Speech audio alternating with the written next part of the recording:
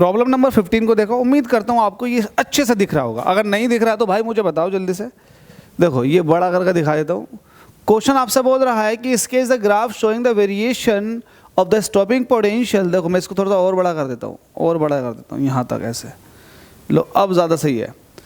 आपसे कह रहा है इसके is the graph showing the variation of the stopping potential with frequency of incident radiation for two photosensitive materials A and B having the threshold frequency VA and VB। मतलब इस तरह का question आपने बहुत ज़्यादा सॉल्व कर लिया है, तो मैं आपको सीधे से बता देता हूं कि जब भी आप स्टॉपिंग पोटेंशियल और फ्रीक्वेंसी के बीच ग्राफ प्लॉट करते हैं तो ग्राफ आता है ये।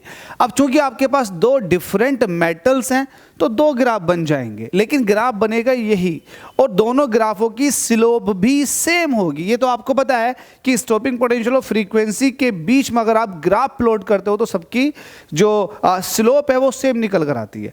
तो ये सब चीज़ आपको अच्छे से पता है, तो फिर आप क्या देख रहे हो यार इसके अंदर। क्वेश्चन देखो, क्वेश्चन क्या कह रहा है आपसे। कह रहा है फर्स्ट पार्ट में in which case the stopping potential more and why, किस में स्टॉपिंग पोटेंशियल ज़्यादा होगा।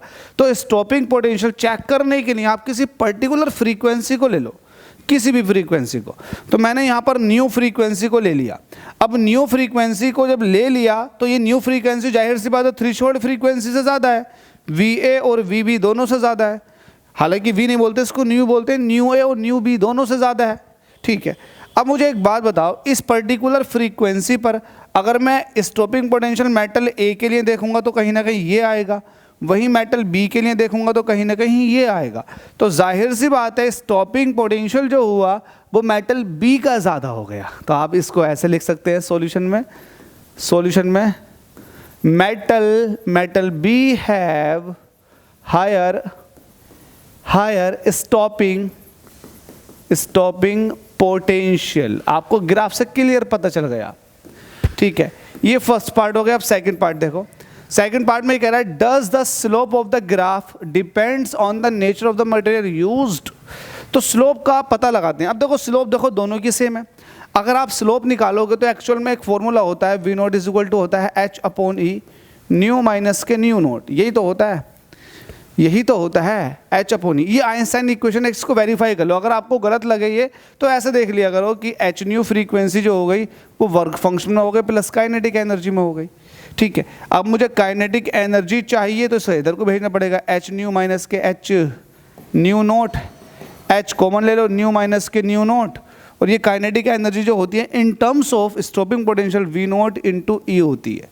अब V नोट आपको चाहिए तो ये हो जाएगा H/E न्यू माइनस के न्यू नोट। तो यहाँ देखो y इज इक्वल टू ये mx लाइन का इक्वेशन हो गया। अगर आप यहाँ से ये देखेंगे कि स्लोप क्या है तो स्लोप ये बनी, मतलब m इज इक्वल टू हो जाएगा tan थीटा जिसकी वैल्यू हो जाएगी H/E। बहुत बार ये क्वेश्चन सॉल्व करा दिया। तो स्लोप जो होती है ग्राफ की वो सेम होती है, इसके लिए भी H/E है, इसके लिए भी H/E है।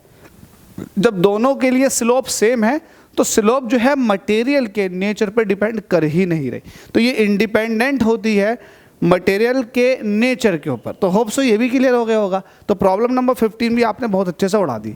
Thank you so much.